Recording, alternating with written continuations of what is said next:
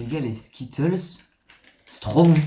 Bonjour YouTube, si je parle doucement et que je suis dans un endroit plus sombre que d'habitude, c'est tout simplement parce qu'aujourd'hui on va lire des histoires qui vont un peu changer notre aspect de voir les choses sur un dessin animé qu'on a vu quand on était petit. Dans cette vidéo il y aura sûrement pas qu'un dessin animé, mais on va commencer par un dessin animé. J'espère que ce genre de vidéo vous plaira, si c'est le cas n'hésitez pas les petits pouces bleus, les abonnements, et du coup on va directement passer par la vidéo, let's go.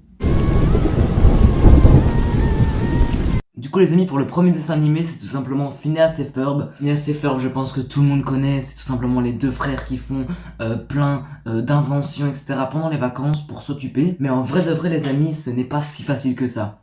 Il y a deux versions les amis de l'histoire. Donc leur histoire est en effet une histoire vraie. Candice souffre de schizophrénie, donc ça en fait c'est un peu quand tu penses que tout le monde te critique, tout le monde te regarde bizarrement, etc. C'est un peu ça je pense. Donc par rapport au dessin animé, c'est un peu... elle pense en fait que leurs frères vont tout le temps faire ça. Et voilà. Et imagine toujours que ses frères sont en train de créer de nouvelles choses. Donc voilà, elle imagine tout le temps, donc si ça se tombe, en fait ils font rien du tout.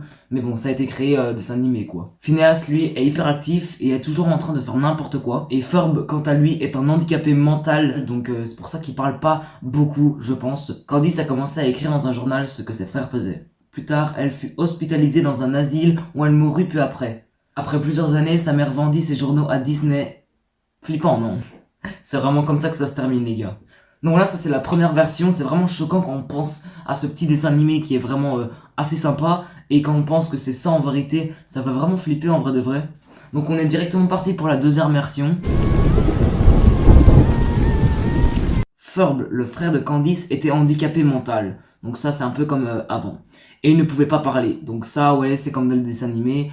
Des fois il faisait parler mais vraiment pas. Dans la deuxième version les amis, Phineas est mort.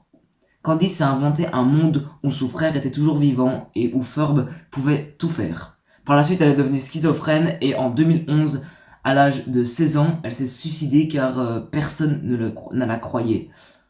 Oh, ah ouais, c'est plus hard celle-là. Hein. C'est plus hard, hein. Wow. En vrai de vrai, ça fait peur les gars, ça fait peur de ouf. Parce que c'est pas du tout ce qu'on pense du dessin animé et tout, tu vois. Donc en vrai, c'est assez flippant en vrai de vrai. Hein.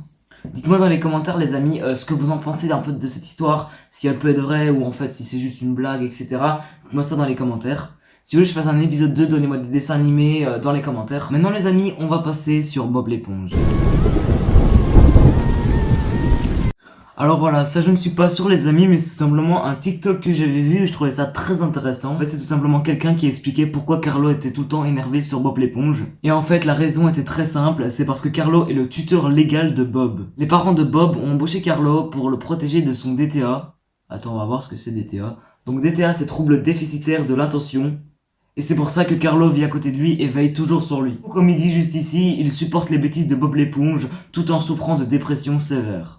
Donc voilà les amis, c'est déjà la fin de cette petite vidéo. Je sais qu'elle était courte les amis, mais j'espère qu'elle vous aura quand même plu. Si c'est le cas, n'hésitez surtout pas à mettre un petit pouce bleu et vous abonner à la chaîne. Si vous aimez ce genre de vidéo, n'hésitez surtout pas à me le dire en commentaire si vous voulez que je fasse de plus grandes vidéos. Du coup moi je me dis à la prochaine vidéo. Ciao.